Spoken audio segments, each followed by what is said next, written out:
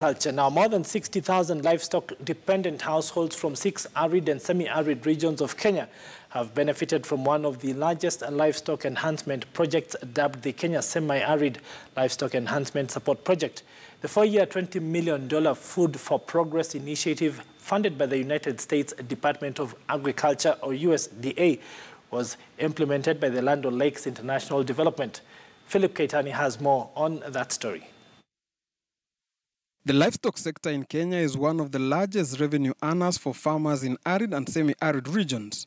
For the last 4 years, these farmers benefited from improved agricultural productivity and expanded marketing and trade opportunities in the Kenyan livestock sector with the help of the United States Department of Agriculture. What they have done to make the work of selling and moving livestock easier and more efficient for producers, increasing access to water, improving processing and post-harvest handling, so that the producers in the 6 counties can have a chance to look further.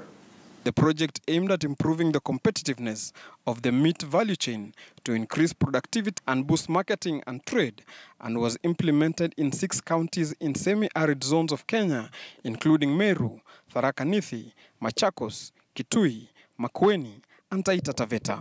The country has a livestock population of about 17.8 million heads of cattle, of which 4.3 million are dairy, mostly found in high potential areas, 13.5 million beef, and I think that's what we are focusing on, found in arid and semi-arid areas. Over the last 4 years, the project targeted 60,000 livestock-dependent households and 3,200 agribusinesses that included women and youth-owned micro, small and medium enterprises, input wholesalers, retailers and exporters engaging in livestock value chains. The project also made direct impacts on the incomes of the smallholder livestock producers in the targeted areas by increasing the annual sale per farmer from US $168 in the year 2013 to US $365 in the year 2017.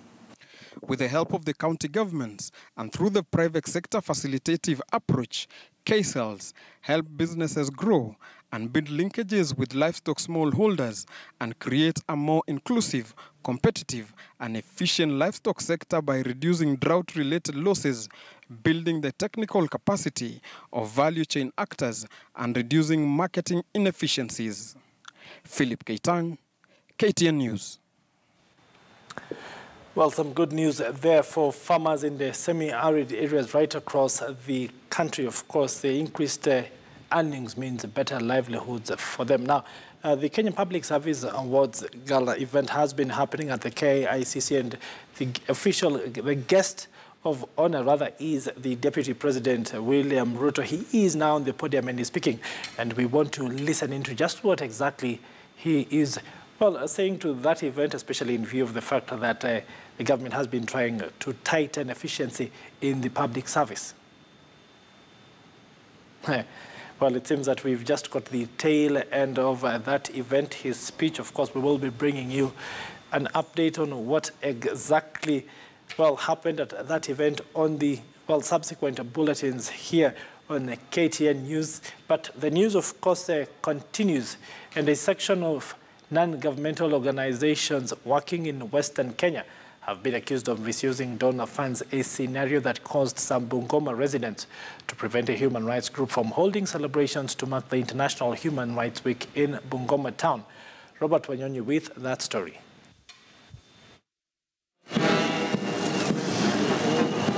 A section of non-government organizations working in Western Kenya have been accused by the residents of using them as baits to receive donor funding.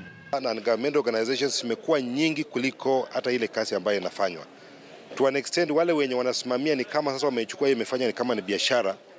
Wajaribu kudanganya watu wa vijijini, wale wenye hawaelewi kwa wanawasaidia, lakini ukiona sana wakati mwingi ni kukaa katika seminars, wanaambia watu maneno wanaopatia some allowances, lakini ukienda mashinani huoni ile kazi ambayo nyingi zinafanya. The residents who spoke in Bungoma town at the launch of this year's celebrations to mark the International Human Rights Week accused the organizers of lack of transparency.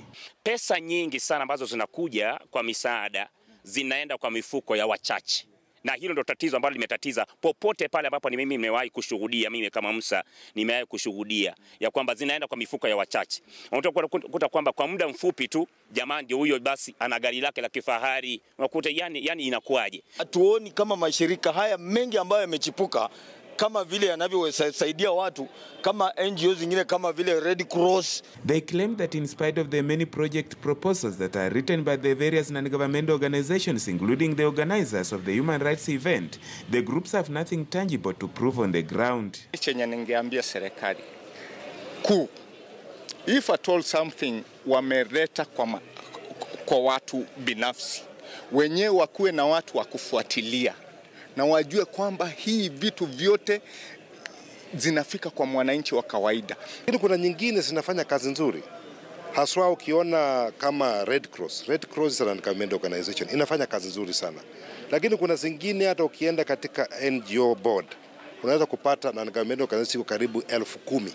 Na hizi zote ukijaribu kufuatilia zinafanya kazi gani?